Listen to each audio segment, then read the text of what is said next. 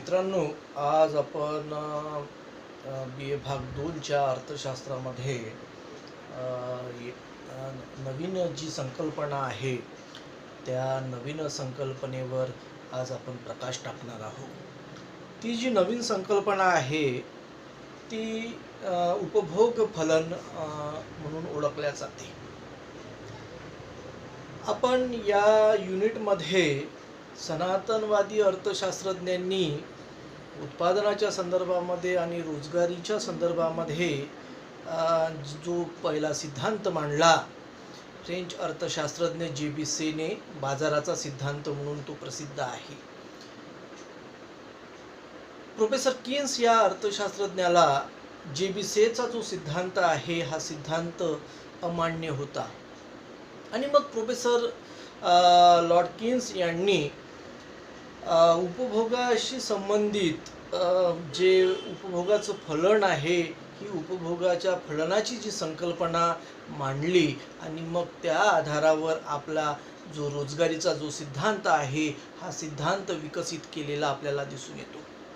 म्हणजे प्रोफेसर किन्सच्या रोजगारीच्या सिद्धांताचं जर आपल्याला विवेचन करायचं असेल, त्याचा जर अभ्यास करायचा असेल, तर सर्वप्रथम जे उपभोग फलन आहे, या उपभोग फलनाची जी संकल्पना आहे, ती संकल्पना विचारात घेणे अत्यंत गरजेचं आहे.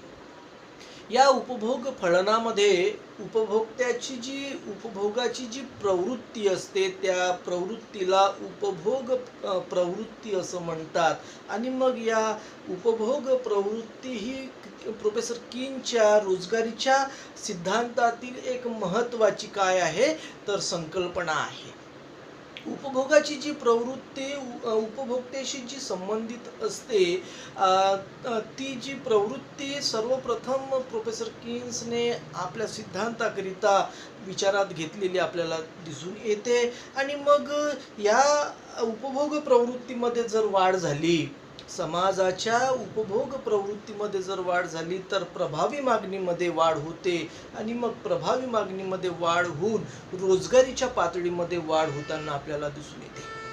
म्हणजे एखाद्या देशामध्ये रोजगारीची पातळी जर आपल्याला जर निर्माण करायची असेल, पूर्ण रोजगारीची पातळी जर निर्माण करायची असेल, तर ती करण्याकरिता प्रभावी मागणी अत्यंत महत्त्वाची भूमिका वठवीत असते. आणि मग प्रभावी मागणीमध्ये वाढ करण्याकरिता उपभोग जो आहे, या उपभोगामध्ये बदल होणे गरजेचं आहे, उपभोगामध्ये वाढ होणे गरजेचं आहे. आणि मग उपभोग जी प्रवृत्ती आहे, त्या उपभोग प्रवृत्तीमध्ये वाढ होऊन प्रभावी मागणीमध्ये वाढ होते आणि प्रभावी मागणीत वाढ झाली, तर मग रोजगारीच्या पातळीमध्ये वाढ होताना आपल्याला दिसून येते. आता मग समाजातील जे लोक आहे, ते समाजातील लोक आपल्या उत्पन्नातील आपलं जे उत्पन्न आहे, त्या उत्पन्नामध्ये ते दैनंदिन ज्या गरजा आहे, त्या गरजा पूर्ण करण्याचा ते काय करीत असतात, प्रयत्न करीत असतात. आता उत्पन्नात जर वाढ झाली, तर उपभोगामध्ये वाढ होते आणि उत्पन्नामध्ये जर घट झाली, तर मग उपभोगामध्ये घट होते. समाजाच्या उत्पन्नात जर वाढ झाली, तर समाजाच्या उपभोग खर्चामध्ये वाढ होऊन उपभोग प्रवृत्तीमध्ये वाढ होते आणि मग उपभोग प्रवृत्तीमध्ये वाढ झाली, तर मग अर्थव्यवस्थेमध्ये रोजगारीची जी पातळी आहे, ती वाढायला लागते. समाजाचं जर उत्पन्न कमी झालं, तर समाजाचा उपभोग खर्च कमी होतो, म्हणजे समाजाची उपभोग प्रवृत्ती कमी होते आणि उपभोग प्रवृत्ती कमी झाली, तर मग प्रभावी मागणीमध्ये घट होऊन रोजगारीच्या पातळीमध्ये घट होताना आपल्याला दिसून येते. अशा प्रकारची जी संकल्पना आहे, ही संकल्पना प्रोफेसर किन्सने विकसित केलेली आपल्याला दिसून येते. आणि मग त्यांनी या उपभोग फलनाचं जे विश्लेषण आहे, ते विश्लेषण केलेलं आपल्याला दिसून येते. हे जे उपभोग फलनाचं विश्लेषण आहे, हे उपभोग फलनाचं विश्लेषण उपभोग प्रवृत्तीशी संबंधित असलेलं आपल्याला दिसून येते. आणि मग ही जी संकल्पना आहे, ही संकल्पना सूत्ररूपाच्या माध्यमातून प्रोफेसर किन्सने विकसित केलेली आहे, मांडलेली आहे. हे जे उपभोग फलन आहे, फलन या ठिकाणी आपण उपभोग फलनाची जी संकल्पना आहे ही संकल्पना सर्वप्रथम आपण विचारात घेऊ. सी या ठिकाणी काय आहे तर कंझम्पशन आहे. कंझम्पशनला मराठीमध्ये उपभोग म्हणतात.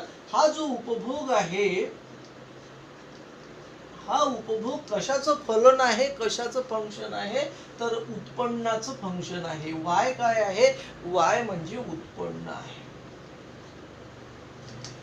म्हणजे उपभोग हे उत्पन्नावर अवलंबून असते. म्हणजे हे उपभोग फलनाची जी संकल्पना आहे ही संकल्पना प्रोफेसर कीन्सने या सूत्राच्या माध्यमातून मांडलेली आहे. C is equal to function of Y. म्हणजे उपभोग कशाचं फलन आहे तर उत्पन्नाचं फलन आहे. अशा प्रकारची उपभोग फलनाची संकल्पना प्रोफेसर कीन्सने मांडलेली आपल्याला दिसून येते.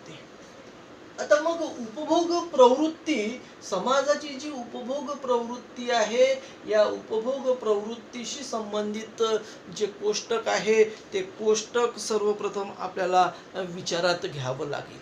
या उपभोग प्रवृत्तीच्या कोष्टकामध्ये भिन्न भिन्न उत्पन्नाच्या पातळीच्या आधारावर होणारा जो उपभोग खर्च आहे या उपभोग खर्चामध्ये काय बदल होतात हे बदल या उपभोग प्रवृत्तीच्या कोष्टकामध्ये मांडण्यात येते. त्या कोष्टकाला उपभोग प्रवृत्तीचं कोष्टक असं म्हणतात. आता जसजसा समाजाचं उत्पन्न वाढत जाईल तसतसं समाजाचा उपभोग खर्च वाढत जाईल आणि त्याचा परिणाम उपभोग प्रवृत्तीवर होताना आपल्याला दिसून येतो. आता आपण या उपभोग प्रवृत्तीच्या कोष्टकामध्ये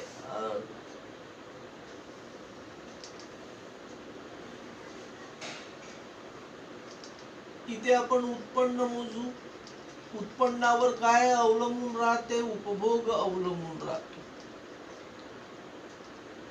उपभोग अवलंबून राहतो.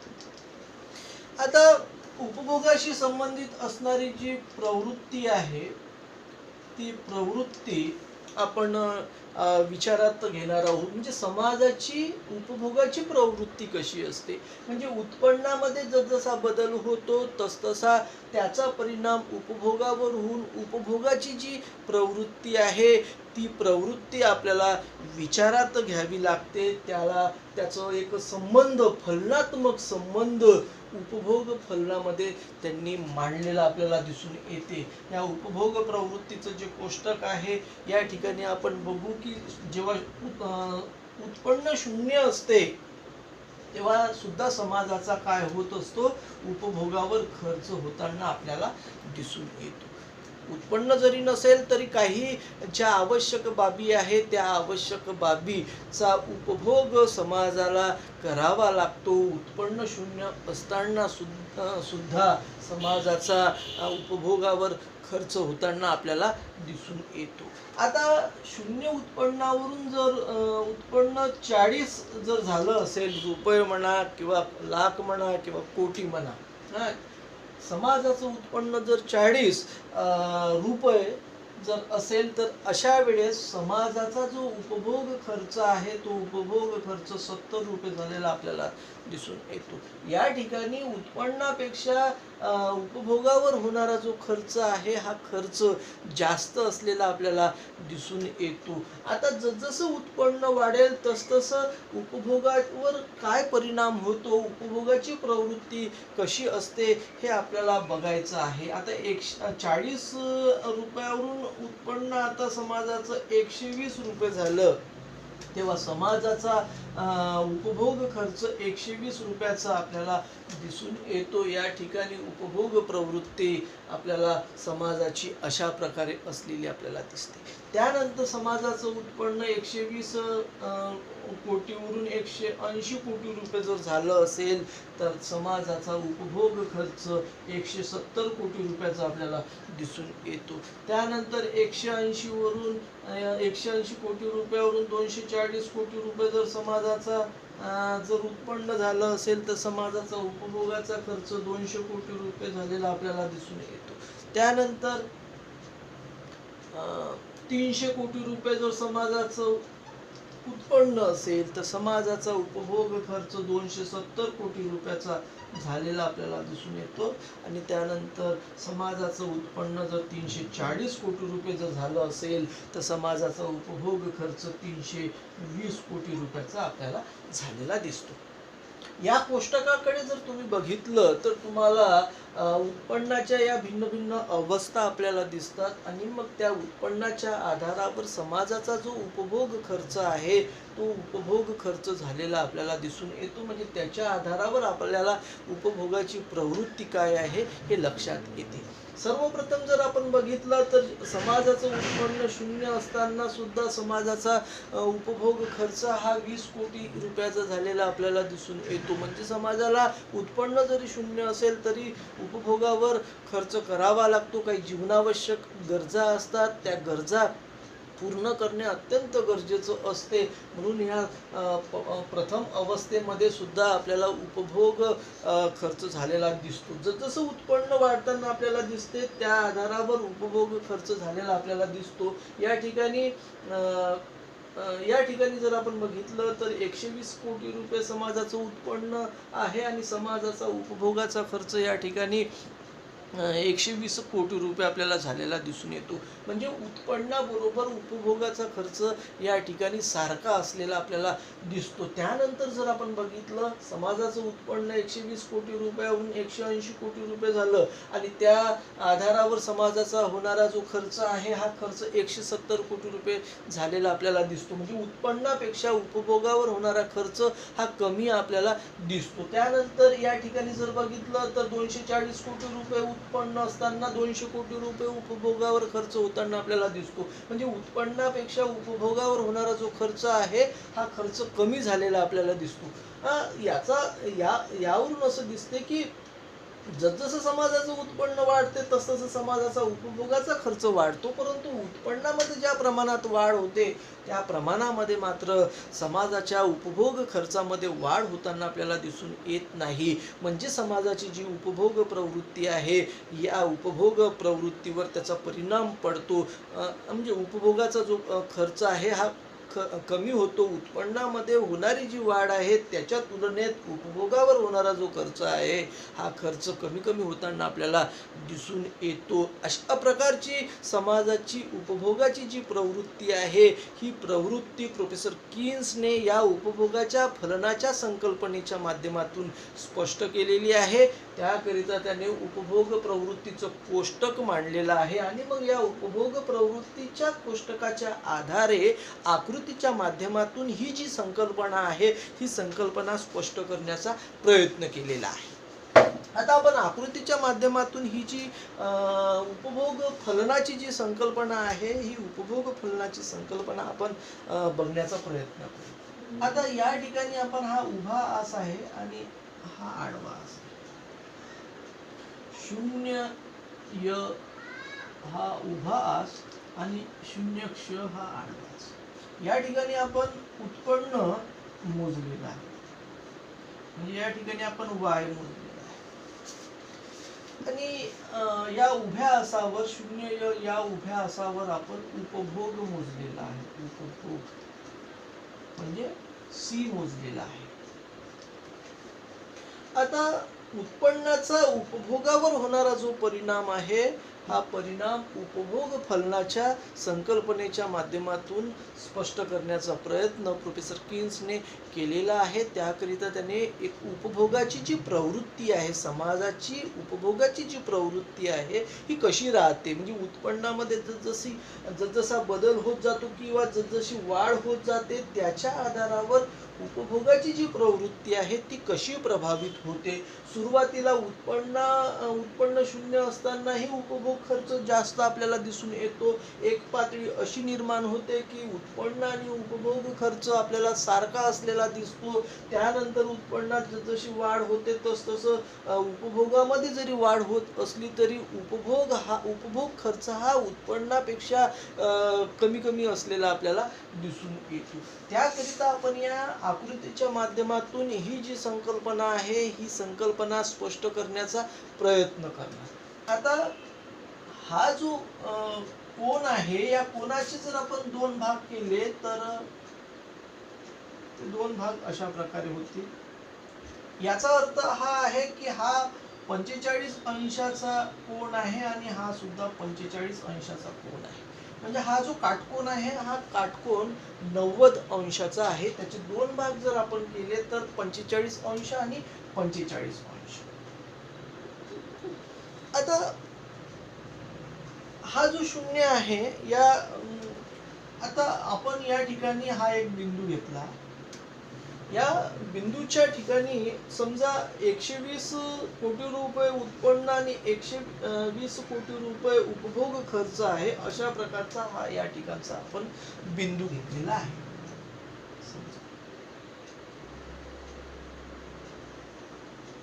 याला आपण बी म्हणू, ठीक आहे। म्हणजे 0 y हे उत्पन्न आहे। 0 y उत्पन्न असताना 0 c ही काय आहे, उपभोग खर्च आहे। हा 0 c उपभोग खर्च आहे। 0 y उत्पन्न असताना 0 c काय आहे, उपभोग खर्च आहे। आता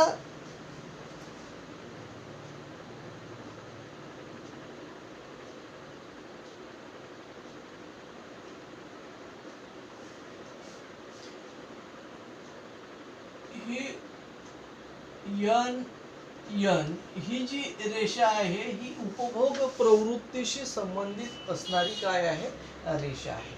उपभोग प्रवृत्ती वक्र एन हा खालून वर डावीकडून उजवीकडे धनात्मक उताराचा जाताना आपल्याला दिसतो। याचा अर्थ काय आहे की उत्पन्नात जशी वाढ होते तशी उपभोग खर्चामध्ये सुद्धा काय होताना आपल्याला दिसून येते, वाढ होताना आपल्याला दिसून येते। परंतु जेवढ्या प्रमाणात उत्पन्नात वाढ होते त्या प्रमाणात उपभोग खर्चामध्ये वाढ होताना आपल्याला दिसून येत नाही।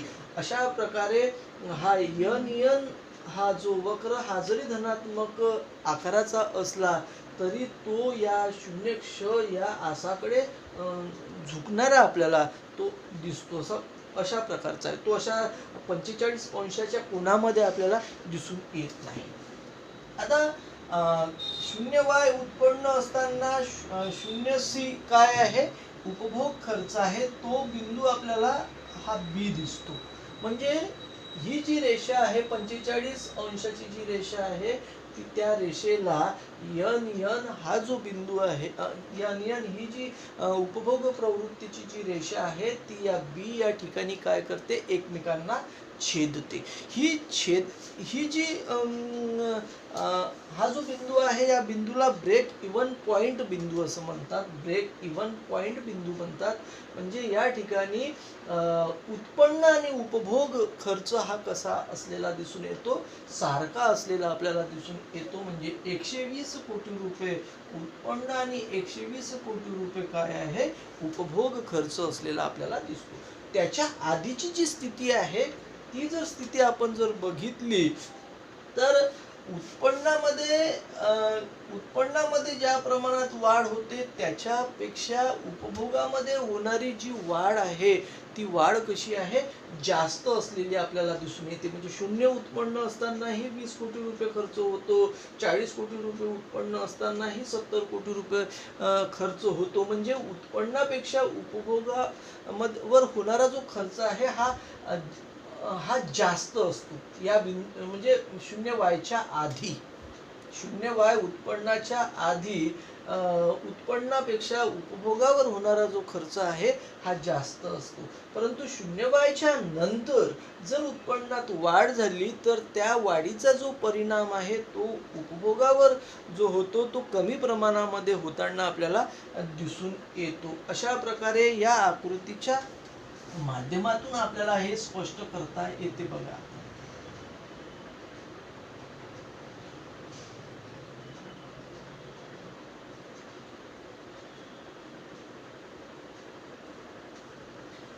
आता हा जो B1 जो छेदन बिंदू आहे या छेदन बिंदूवरून आपण आडव्या 0 क्ष आसावर उभा लंब जर टाकला तर तो 0 y1 या ठिकाणी मिळतो आणि B1 या बिंदूतून उभ्या शून्य य या उभ्या असावर आडवा लंब जर तो आडवा लंब जर टाकला तर तो C1 या बिंदूमध्ये आपल्याला मिळतो. म्हणजे उत्पन्नात झालेली जी वाढ आहे त्या वाढीपेक्षा उपभोगामध्ये होणारी जी वाढ आहे ही कमी असलेली आपल्याला या आकृतीमध्ये दिसून येते. म्हणजे याच्या तुलनेमध्ये उपभोगामध्ये झालेली जी वाढ आहे ती वाढ कमी दिसते. म्हणजे हे जे अंतर आहे हे अंतर जास्त आहे या अंतरापेक्षा. म्हणजेच उत्पन्नाचा उपभोगावर होणारा जो परिणाम आहे हा परिणाम कमी झालेला आपल्याला दिसून येतो. अशा प्रकारे उपभोग प्रवृत्ती कोष्टकाच्या आधारे उपभोग फलनाची जी संकल्पना आहे ही आकृतीच्या माध्यमातून आपल्याला स्पष्ट करता येते. आता आपण उपभोग प्रवृत्ती चे जे प्रकार आहे, आता उपभोग प्रवृत्तीचे जे प्रकार आहे ते उपभोग प्रवृत्तीचे प्रकार आपण बघणार आहोत. उपभोग प्रवृत्तीचे दोन प्रकार असलेले आपल्याला दिसून येतात. एक आहे सरासरी उपभोग प्रवृत्ती, ॲव्हरेज प्रोपेन्सिटी टू कन्झ्युम, आणि दुसरी आहे सीमांत उपभोग प्रवृत्ती, मार्जिनल प्रोपेन्सिटी टू कन्झ्युम. आता सरासरी उपभोग प्रवृत्ती म्हणजे काय, तर एका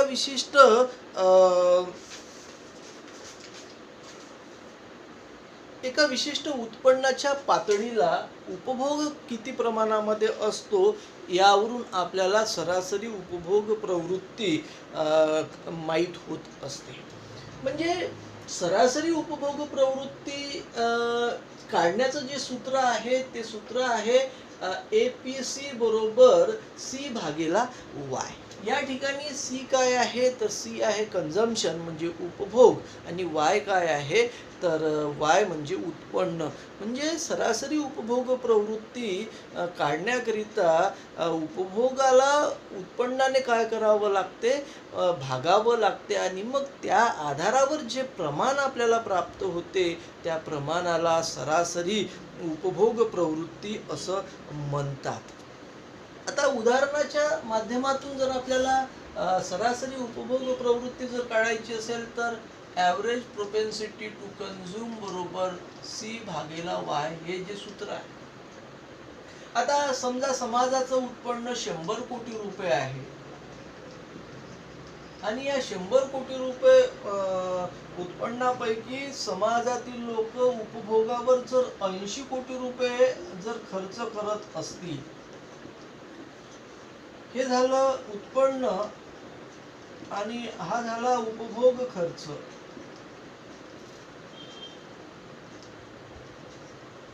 आता या सूत्रामध्ये जर आपण हे जर या रकमा जर टाकल्या तर ॲव्हरेज प्रोपेन्सिटी टू कन्झ्युम बरोबर C भागेला Y. C किती आहे तर C आहे 80 कोटी रुपये आणि उत्पन्न आहे 100 कोटी रुपये. 80 भागेला 100 म्हणजे 0.8 हा जो भागाकार येतो हा झाला सरासरी उपभोग प्रवृत्ती, ॲव्हरेज प्रोपेन्सिटी टू कन्झ्युम.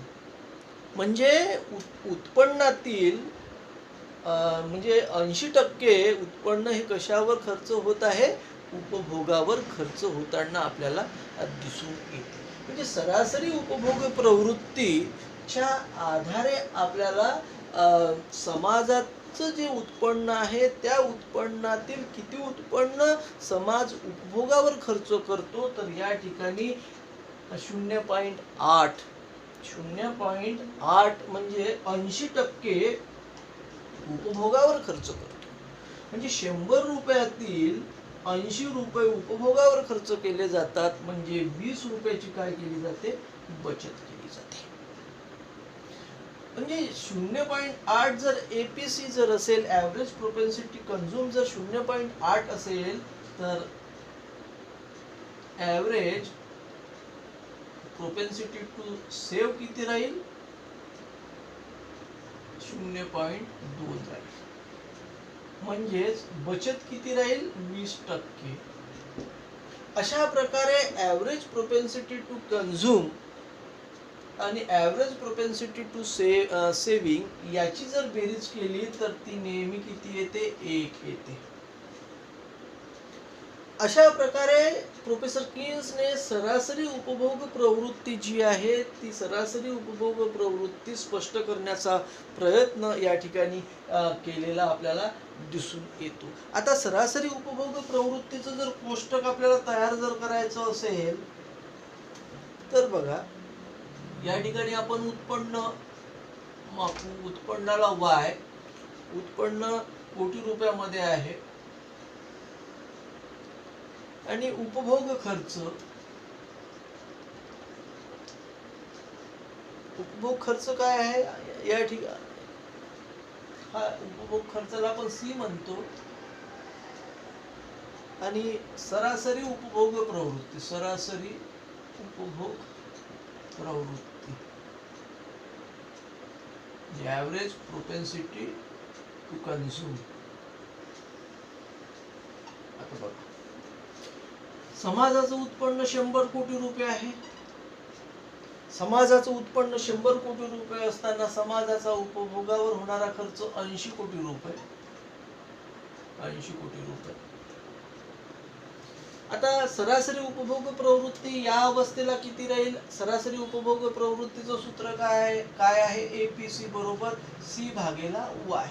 म्हणजे 80 कोटी भागेला 100 कोटी म्हणजे 0.8 ही सरासरी उपभोग प्रवृत्ती या अवस्थेला आपल्याला दिसून येईल.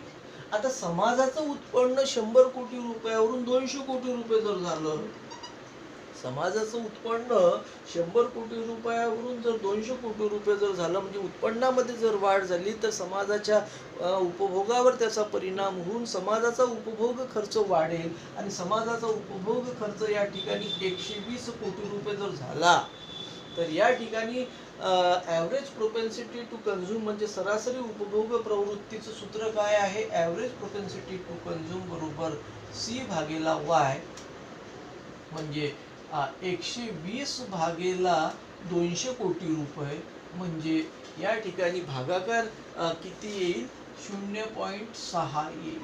याचा भागाकार जर आपल्याला करायचा असेल तर तो आपल्याला करता येतो. 120 भागेला 200 भागाकार जात नाही म्हणून इथे 0, याला आपण 0 लावला, इथे बिंदू दिला. 200 गुणिला 6 म्हणजे 1200. 0.6 या ठिकाणी सरासरी उपभोग प्रवृत्ती 0.6 असलेली आपल्याला दिसून येते.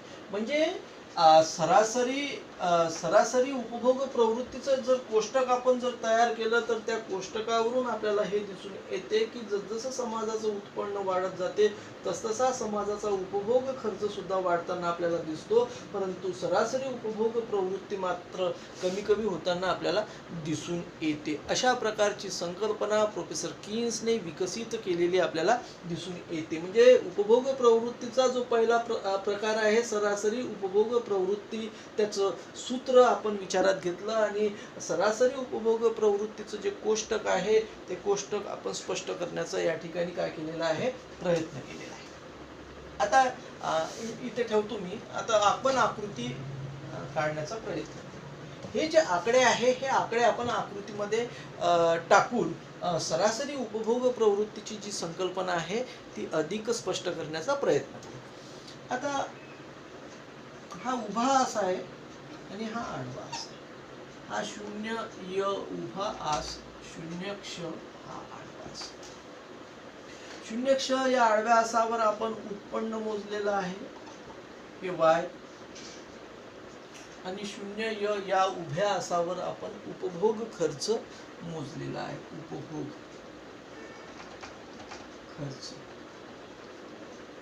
आता उत्पन्नाचा उपभोगाशी असणारा जो संबंध आहे हा संबंध सरासरी उपभोग प्रवृत्तीच्या माध्यमातून या आकृतीच्या माध्यमातून स्पष्ट करायचा आहे. त्या ठिकाणी आपल्याला ही सरासरी उपभोग प्रवृत्तीची जी रेषा आहे ही रेषा धनात्मक उताराची असलेली आपल्याला दिसून येते. म्हणजे डावीकडून उजवीकडे धनात्मक उताराची ती दिसते. म्हणजे जसजसं उत्पन्न वाढत जाते तसतसा उपभोग खर्च सुद्धा आपल्याला वाढताना दिसून येतो आणि म्हणून सरासरी सरासरी उपभोग प्रवृत्तीचा जो वक्र आहे किंवा रेषा आहे ती धनात्मक असलेली आपल्याला दिसून येते. अशा प्रकारे ही जर सी जर रेषा खालून वर डावीकडून उजवीकडे जर धनात्मक उताराची असेल तर या ठिकाणी आपण बघू बघा, इतकं जर उत्पन्न असेल, शून्यवाय उत्पन्न असताना समाजाचा उपभोग खर्च समजा म्हणजे हे वाय जे आहे हे वाय 100 कोटी आहे. याच कोष्टकातले आकडे आपण या ठिकाणी टाकण्याचा प्रयत्न करू. समाजाचं उत्पन्न 100 कोटी रुपये असताना समाजाचा उपभोग खर्च 80 कोटी रुपये.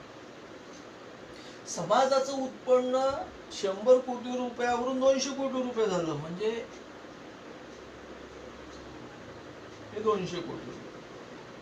त्याचा परिणाम उपभोग खर्चावर होऊन उपभोग खर्चामध्ये वाढ झालेली आपल्याला दिसून येते.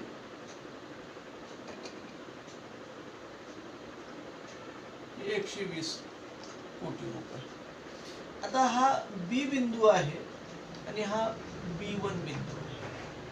आता हे जे अंतर आहे हे अंतर या अंतरापेक्षा कसं आहे, जास्त आहे. म्हणजे जर उत्पन्न दुप्पट झालं तरी सुद्धा उपभोगावर होणारा जो खर्च आहे हा खर्च दुप्पट झालेला आपल्याला दिसून येत नाही. उपभोग खर्च जरी वाढला, उत्पन्नात वाढ झाल्यामुळे उपभोग खर्च जरी वाढला तरी जेवढी वाढ उत्पन्नामध्ये झालेली आहे तेवढी वाढ मात्र उपभोग खर्चामध्ये झालेली आपल्याला दिसून येत नाही. हे आपल्याला आकृतीच्या माध्यमातून लक्षात घेता येते. या बिंदूच्या ठिकाणी असणारी सरासरी उपभोग प्रवृत्ती ही 0.8 आहे.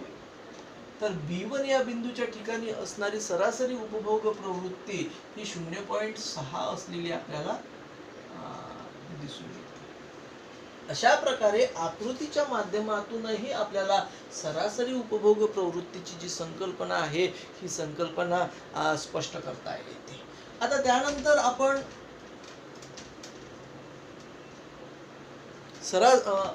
आपण उपभोग प्रवृत्तीचा जो दुसरा प्रकार आहे तो म्हणजे सीमांत उपभोग प्रवृत्ती म्हणजे मार्जिनल प्रोपेन्सिटी टू कंझ्युम. म्हणजे उत्पन्नातील बदलाचा उपभोग खर्चातील बदलाशी असणारा जो संबंध आहे हा संबंध सीमांत उपभोग प्रवृत्तीच्या माध्यमातून आपल्याला स्पष्ट करता येतो.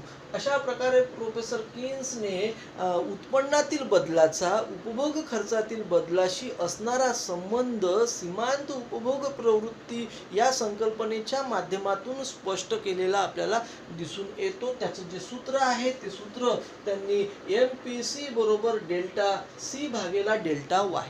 डेल्टा C काय आहे? डेल्टा C आहे उपभोगातील बदल.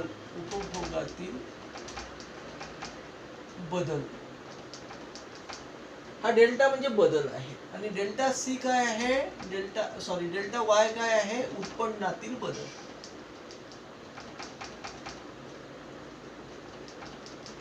अशा प्रकारे त्यांनी MPC बरोबर डेल्टा C भागेला डेल्टा Y अशा प्रकारचं सूत्र त्यांनी स्पष्ट केलेलं आपल्याला दिसून येते. आता आपण कोष्टकाच्या माध्यमातून ते अधिक स्पष्ट करण्याचा काय करू आपण प्रयत्न करू. या ठिकाणी मी उत्पन्न लिहितो. हा दुसरा रकाना जो आहे हा दुसरा रकाना उत्पन्नातील बदल.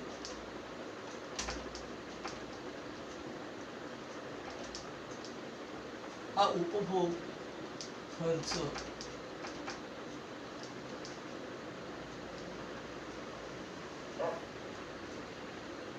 उपभोग खर्चातील बदल.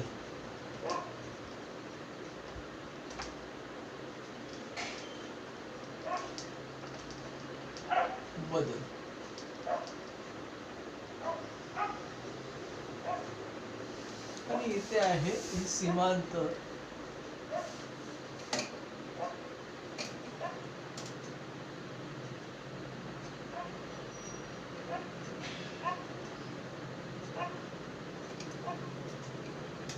सीमांत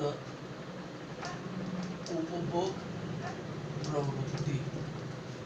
आता उत्पन्न म्हणजे वाय, उत्पन्नातील बदल म्हणजे डेल्टा वाय, उपभोग खर्च म्हणजे सी, उपभोग खर्चातील बदल म्हणजे डेल्टा सी आणि सीमांत उपभोग प्रवृत्ती म्हणजे एम पी सी.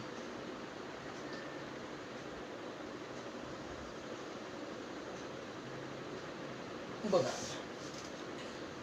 आता समाजाचं उत्पन्न 20 कोटी रुपये आहे, उत्पन्नातील बदल काहीच नाही आहे, उपभोग खर्च या ठिकाणी 20 कोटी रुपये समाजाचं उत्पन्न असताना उपभोग खर्च हा 16 कोटी रुपयाचा होतो. आता समाजाचं उत्पन्न 20 कोटी रुपयावरून 40 कोटी रुपये झालं. आता उत्पन्नातील बदल, आधीचं उत्पन्न 20 कोटी, नंतरचं उत्पन्न 40 कोटी, म्हणजे उत्पन्नातील जो बदल आहे तो आहे 20 कोटी रुपयाचा. 20 कोटी रुपयाने काय झालेलं आहे, उत्पन्न वाढलेलं आहे. म्हणजे उत्पन्नातील बदल किती कोटी रुपयाचा आहे, 20 कोटी रुपयाचा.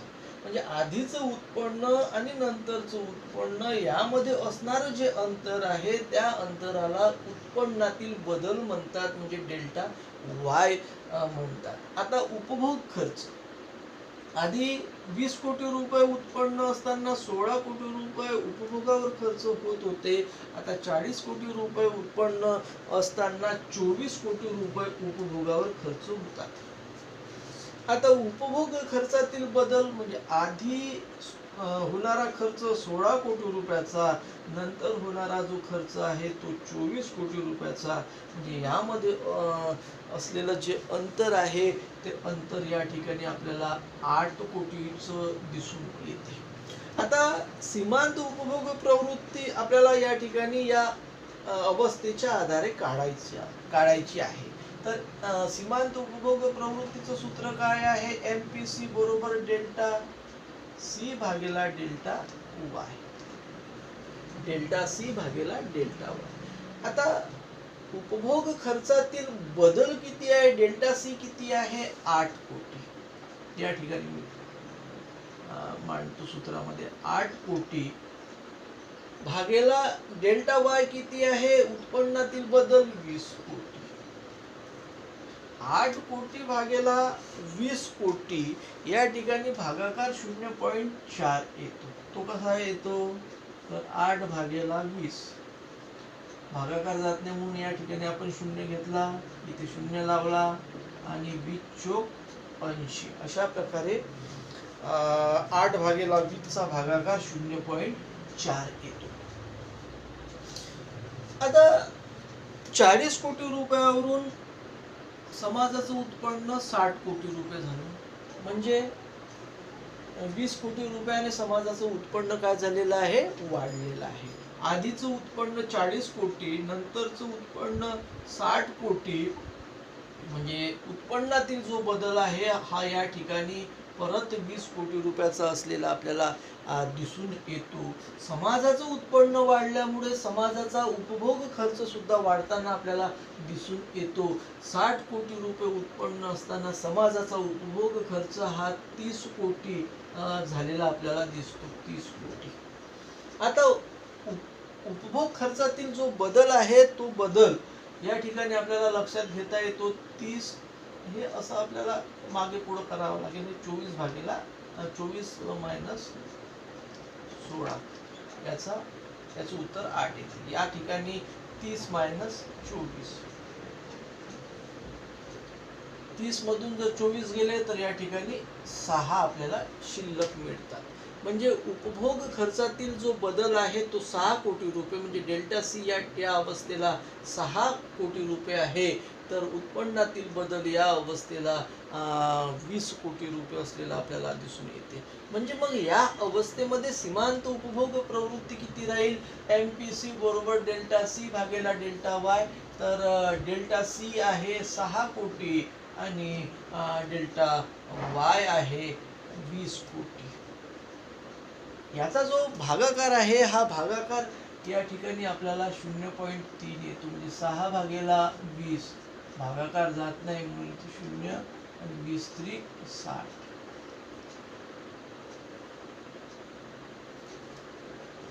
जसजसं समाजाचं उत्पन्न वाढत जाते तसतसं समाजाचा उपभोग खर्च सुद्धा वाढत जातो, परंतु उत्पन्नात ज्या प्रमाणात वाढ होते त्या प्रमाणात उपभोग खर्चामध्ये त्याचा जो परिणाम आहे तो परिणाम कमी झालेला आपल्याला दिसून येतो. म्हणूनच सीमांत उपभोग प्रवृत्ती ही सुरुवातीला जास्त असते आणि जसजसं उत्पन्न वाढत जाते तसतसं सीमांत उपभोग प्रवृत्ती कमी कमी झालेली आपल्याला दिसून येते. हे आपल्याला आकृतीच्या माध्यमातून स्पष्ट करता येते.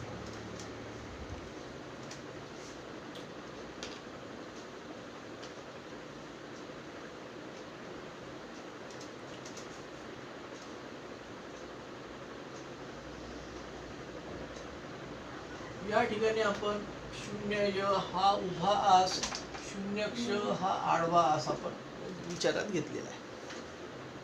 आता सीमांत उपभोग प्रवृत्तीची जी रेषा आहे किंवा सीमांत उपभोग प्रवृत्तीचा जो वक्र आहे हा सुद्धा खालून वर डावीकडून उजवीकडे धनात्मक आकाराचा प्राप्त होतो.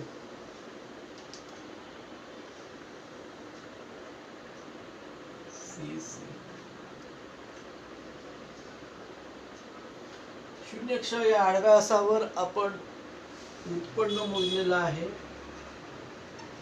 आणि 0 या उभ्या आसावर आपण उपभोग मोजलेला आहे. उपभोग खर्च म्हणजे सी मोजलेला आहे. हा वाय या ठिकाणी आपण मोजलेला आहे.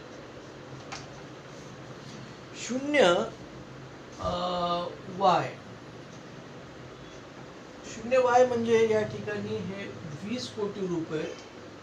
कोष्टकामध्ये जे आकडे आपण घेतले ते आकडे आपण आकृतीमध्ये टाकण्याचा प्रयत्न करू. 20 कोटी रुपये उत्पन्न असताना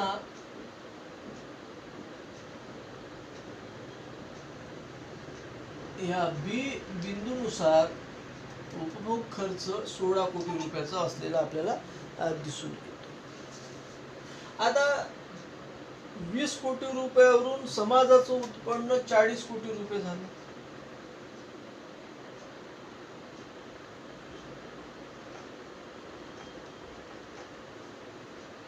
वीस कोटी रुपयावरून समाजाचं उत्पन्न 40 कोटी रुपये झालं. म्हणजे उत्पन्नातील जो बदल आहे डेल्टा वाय जो आहे हा डेल्टा वाय 20 कोटी रुपयाचा आहे. आता उत्पन्नातील बदलाचा उपभोगावर होणारा जो परिणाम आहे तो आपल्याला झालेला दिसून येतो. म्हणजे उत्पन्नात वाढ झाली तर उपभोग खर्चामध्येही वाढ झालेली आपल्याला दिसते, परंतु ज्या प्रमाणामध्ये उत्पन्नात वाढ झाली त्या प्रमाणामध्ये मात्र उपभोग खर्चात वाढ झालेली आपल्याला दिसून येत नाही. या ठिकाणी आपण हा B1 बिंदू आहे आणि या B1 बिंदूनुसार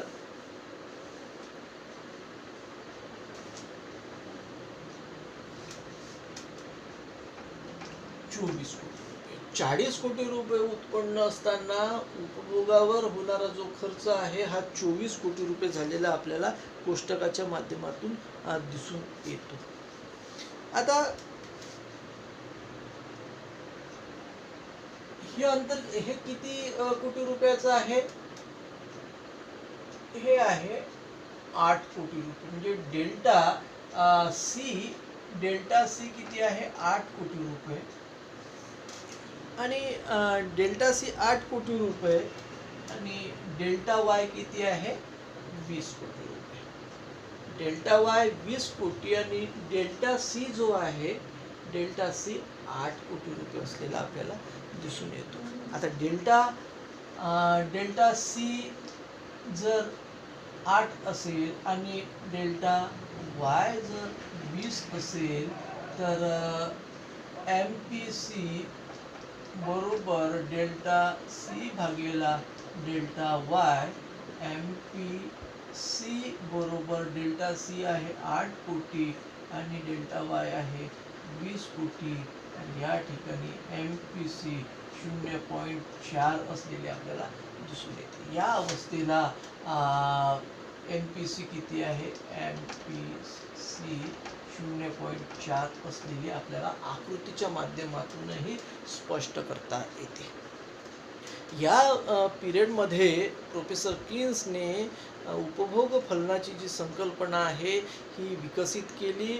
उपभोगामध्ये जर वाढ झाली तर प्रभावी मागणीमध्ये वाढ करता येते, आणि प्रभावी मागणीमध्ये जर वाढ झाली तर रोजगारीच्या पातळीमध्ये वाढ करता येते.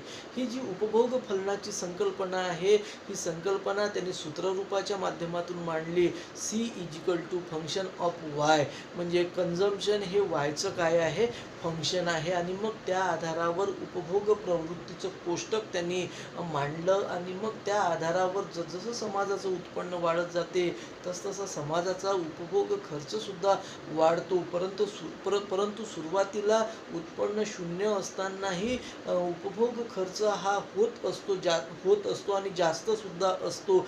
एक अवस्था अशी येते की जेवढं उत्पन्न समाजाचं असते तेवढाच समाजाचा उपभोग खर्च असतो, आणि त्या अवस्थेच्या नंतर जसं समाजाचं उत्पन्न वाढत जाते त्या प्रमाणात मात्र समाजाचा उपभोग खर्च वाढताना आपल्याला दिसून येत नाही. आणि मग त्या आधारावर उपभोग प्रवृत्तीच्या दोन प्रकार त्यांनी स्पष्ट केलेले आहे. एक आहे सरासरी उपभोग प्रवृत्ती, ॲव्हरेज प्रोपेन्सिटी टू कन्झ्युम, APC बरोबर ΔC भागेला ΔY, हे सूत्र त्यांनी विकसित केलं. आणि उपभोग प्रवृत्तीचं दुसरा प्रकार म्हणजे सीमांत उपभोग प्रवृत्ती, म्हणजे मार्जिनल प्रोपेन्सिटी टू कन्झ्युम, त्याचं सूत्र त्यांनी विकसित केलेलं आहे.